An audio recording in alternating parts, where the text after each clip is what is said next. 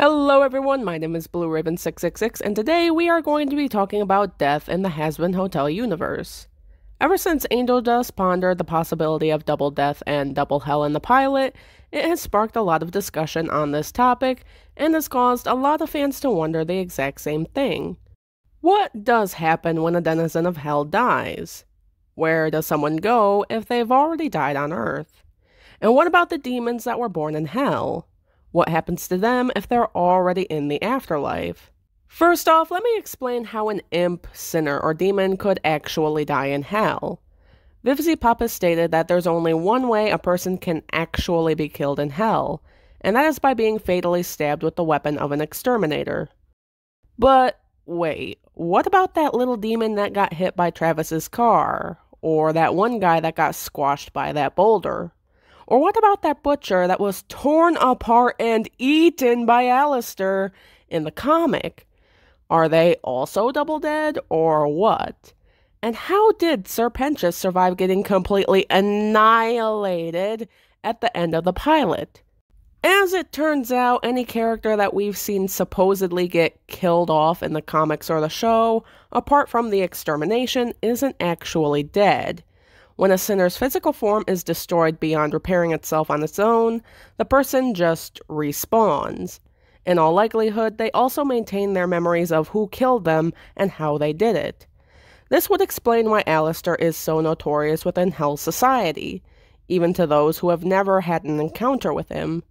That's why there are signs posted around Hell saying, "Don't fuck with the radio demon," or "Beware the radio demon," because Alistair will in fact fuck someone up if he feels like he needs to. This likely goes for Hellborn demons and imps too, but with some slight differences. Imps, to me, kind of feel like the weaker members of Hell Society, along with the sinners who don't have the powers to use to protect themselves. The imps appear to age, since we do see this old homeless imp in the Hell of a Boss pilot. So it could be that the imps have a natural life cycle that they live through, similar to humans. So they could be the easiest natural species in Hell to kill off. As Blitz stated in Hell of a Boss Murder Family, while fire doesn't really faze them, a bullet to the head would prove to be effective at least sending them back to Hell. So it's likely that they possess the ability to respawn as well, but they also don't have any crazy supernatural powers that they could use to attack and defend themselves, and mainly have to rely on using weapons.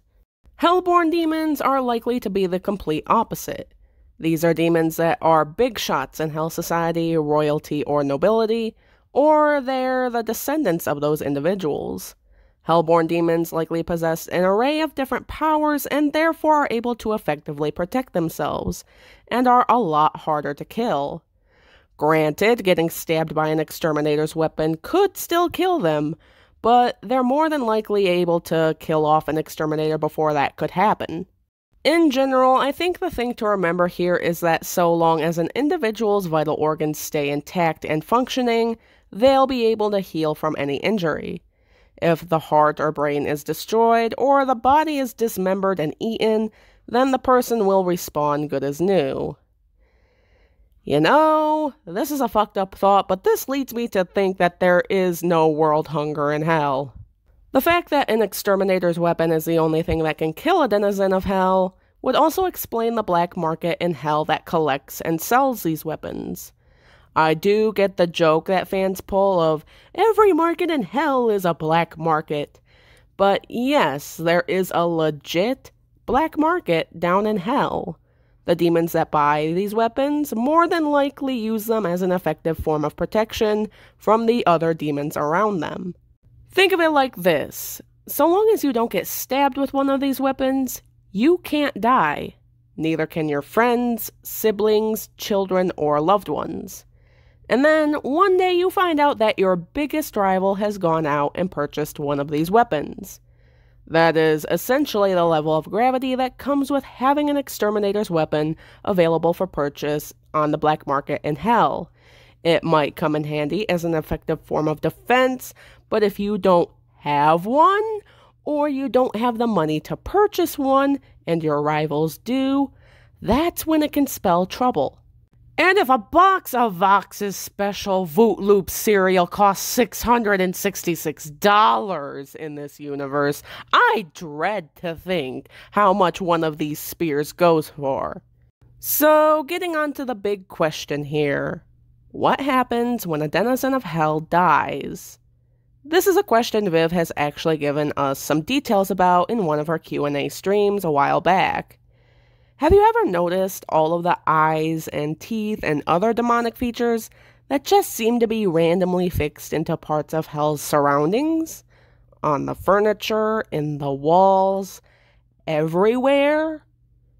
Yep, that's them.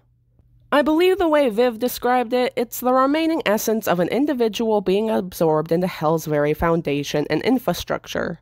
They become a part of hell. They're not necessarily dead because they still hold some semblance of consciousness, but they're not exactly alive either. And those who die in hell remain in this state forever. They can't get out of it. Nobody can get them out of it.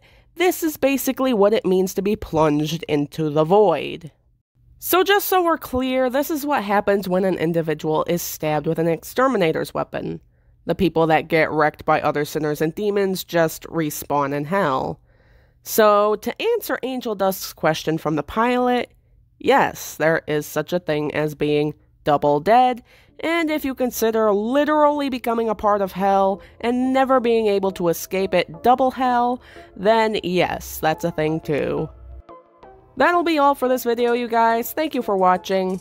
Hopefully this answered a lot of your questions regarding death and double hell, and the things people were stumped about. My name is Blue Raven 666, and I'll see you in the next video. Bye-bye!